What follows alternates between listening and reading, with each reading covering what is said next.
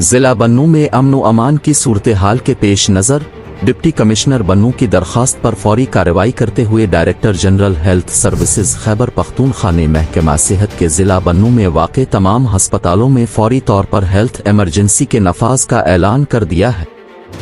इस सिलसिले में तमाम तिब्बी अमला बशमूल डॉक्टर्स और पैरामेडिक्स को हाई अलर्ट कर दिया गया है ताकि सूरत हाल को जंगी बुनियादों पर निपटाया जाए और इंसानी जानों के ज़िया के खदशात को कम से कम किया जा सके।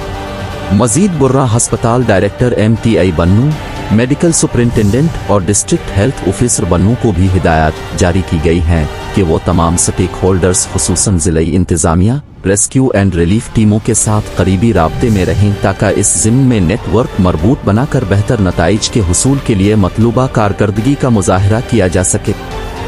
इस अमर का ऐलान महकमा सेहत हुकूमत खैबर पख्तूनख्वा के जारी करदा एक एलामिये में किया गया।